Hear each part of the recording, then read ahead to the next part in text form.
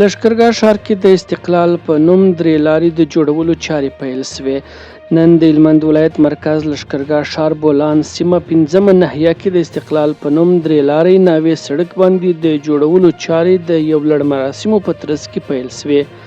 د استقلال په نوم درې لارې جوړولو په اړه د لښکرګاه ښاروالۍ د اړیکو او معلوماتو مسؤل محمد طاهر ابشار رسنیو سره د خبرو پر مهال وویل چې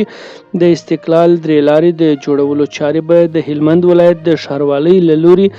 12,30,000 افغانیو په ارزښت د 5 میاشتو په موده کې ترسره شي چې د ډیزاین چارې له وړاندې ترسره شوې دي. همداراز ابشار د هیوادوالو څخه غوښتنه وکړل چې د ښار په ښکلا کې خپل همکاري ونه سپموي او د ښار په پاک ساتلو کې له ښاروالۍ سره مرسته وکړي. د لښکرګاه ښار یو شمېر اوسیدونکي بیا وایي د استقلال درې لارې په جوړولو سره به له یوې خوا د ښار ښکلا زیاته شي او له بلې خوا به د لښکرګاه ښار او ولسوالیو ترمنځ د نقلیه وسایطو تګ راتګ منظم او د ټرافیکي پیښو کچه به راکمه شي. هلمند کې داسې مهال د استقلال په نوم د درې لارې د جوړولو چارې پیل شوي دي چې د وروستیو کې د ښار بڼې کې د بدلون احساس کیږي.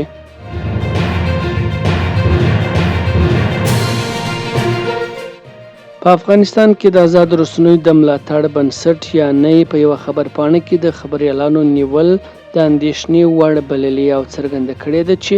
د نیول شوو خبریالانو کورنۍ له اسلامي امارته د هغوی د آزادولو غوښتنه کوي. په خبرپاڼه کې راغلي دي چې په تیرو 2 اونیو کې په بیلابیلو ولایتونو کې د اسلامي امارت له لوري 10 خبریالان نیول شوي او ځانګړي 8 خبریالان په بند کې دي. نه د خبریالانو او رسنیو پر وړاندې د تاوتریخوالي زیاتوالی بېساری ګڼي او د اطلاعات او کلتور وزارت او د رسنیزو سرغړونو کمیسیون له چارواکو غواړي چې د دغو خبریالانو برخلیک معلوم کړي.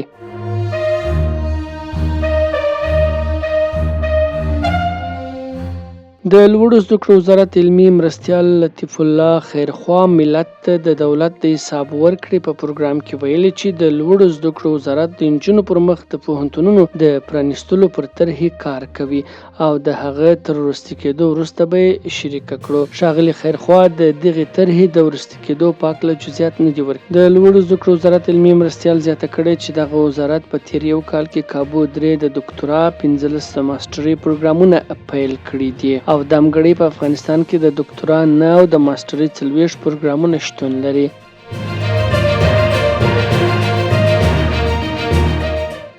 د افغانستان د کرکټ ملي لوبډله په سریلانکا کې له خپل سیال پاکستان سره د 3 ورځنیو سیالیو د لوبلړۍ لومړۍ لوبه کوي.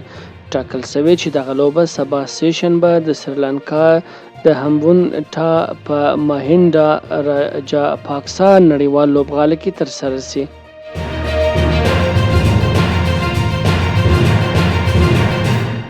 د افغانستان لپاره د ایران د ولسمشر ځانګړي استازی او کابل کې د ایران سفارت چارسمبالی حسن کاظمي قمی وایي د ایران اوبو د برخې متخصصانو تایید کړی چې سږکال